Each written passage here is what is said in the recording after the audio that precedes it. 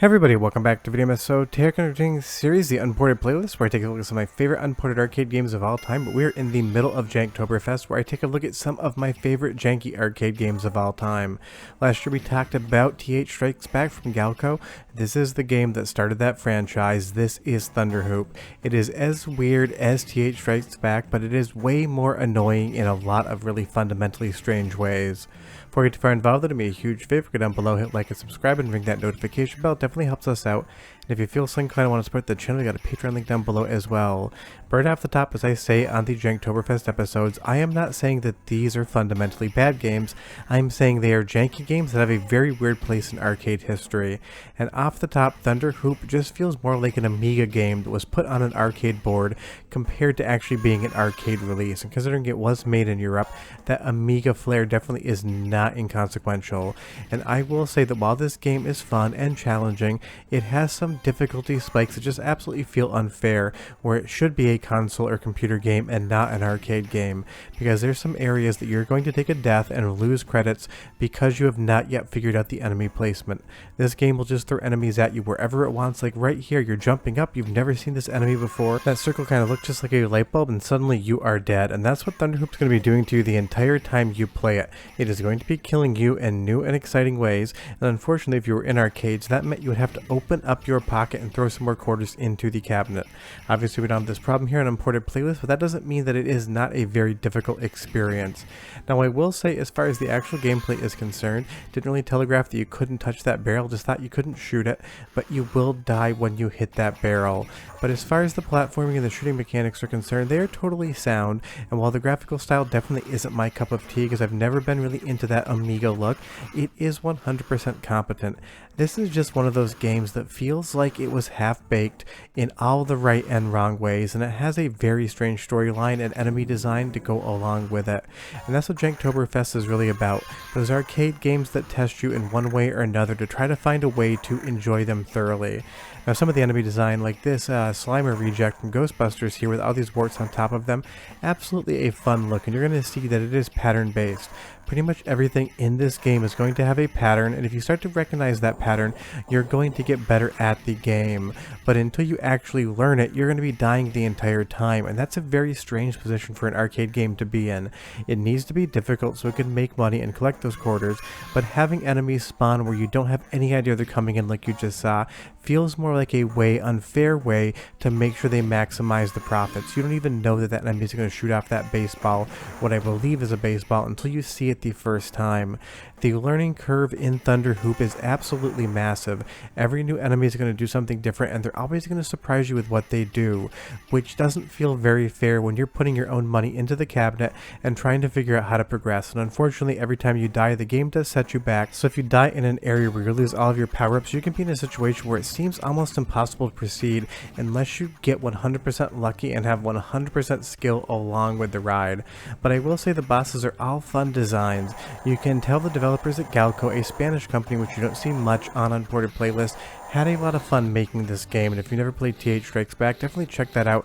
It is the better of these two games that I'm talking about here, and it has a very weirder situation going on as far as the storyline than even Thunder Hoop.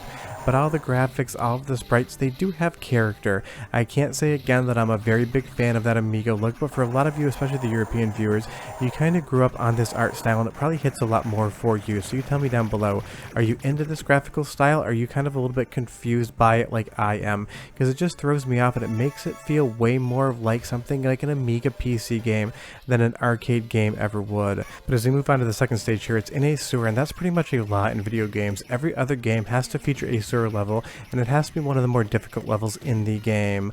But as we move further into the title, I will say that it does have a lot of stuff going for it, even if it fights you at pretty much every turn.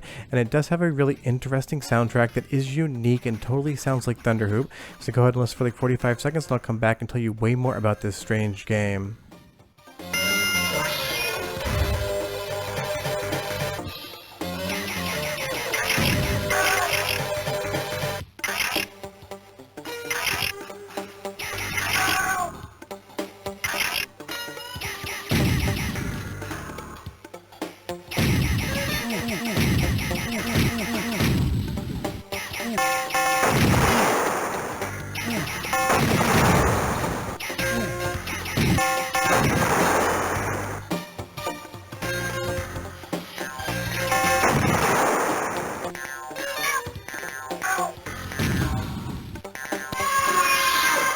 It's a really interesting soundtrack, and the closest comparison I would have is it sounds like something that would have come out of a Toe Jam and Earl game from Sega on the Sega Genesis. And it also has a lot of that bass and a little bit of that hollow sound that the Genesis could have as well.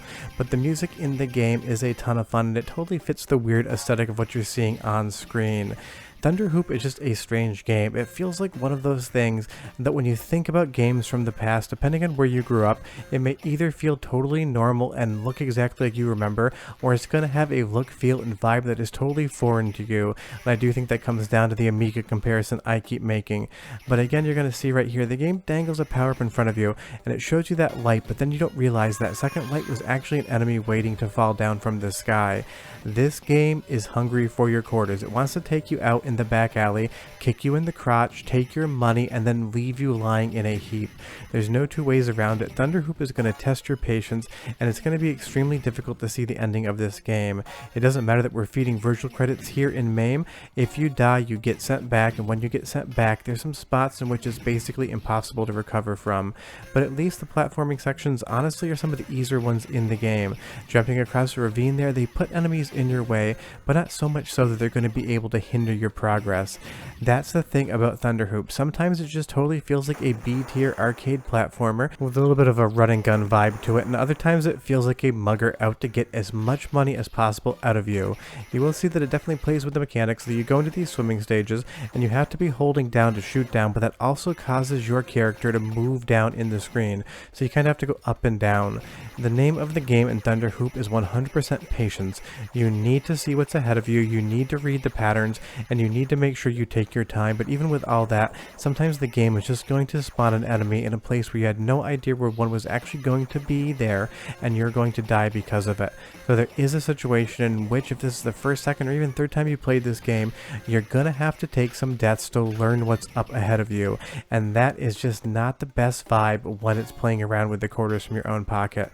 But I do appreciate the fact that you're basically invulnerable if you jump on any enemy, because there's some areas of the game in which you don't have any space to do otherwise.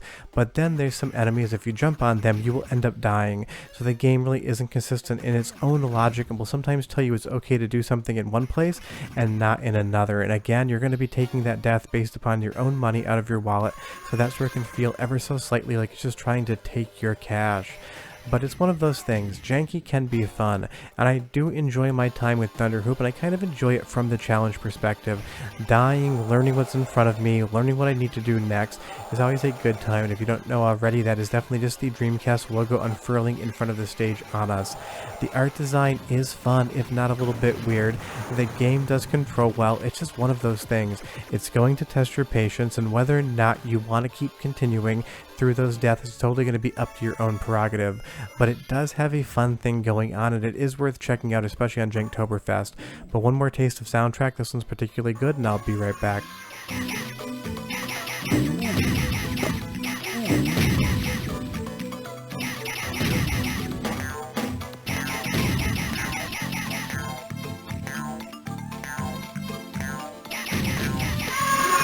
The game just has such an interesting aesthetic, from the soundtrack to the character design to the background art to the overall storyline. Thunderhoop is pretty much unlike anything you've ever played before, and if it reminds me of one game, just in the graphical stylings, it's the only thing that pops into my head, it would be Jazz Jackrabbit. But you're going to see here, we're starting to get some new enemies, and I love that these guys just fart clouds at you from their bottoms. This game definitely has a very immature sense of humor, but it works in context of the game in and of itself. But this is where you're really going to start getting tested. This, whatever the hell it is, eyes with a mouth on a track, kind of like a fleshy tank, is going to throw these saw blades out at you. There's only so many areas in which you can damage the tank, and it's going to be invulnerable if it raises those saw blades up. You can get past this, but what you want to do is make sure you do not take a death anywhere near once you get past it, because the game does love to set you back. And this is where Thunderhoop's jank goes up to an 11. Once you finally defeat that tank, you need to travel further into the level until you hit a checkpoint, and it's never going to tell you where the checkpoints are. You'll see here I jumped at the wrong time, and now I am stuck in front of this tank as it's already attacking with the lowest powered weapon in the game.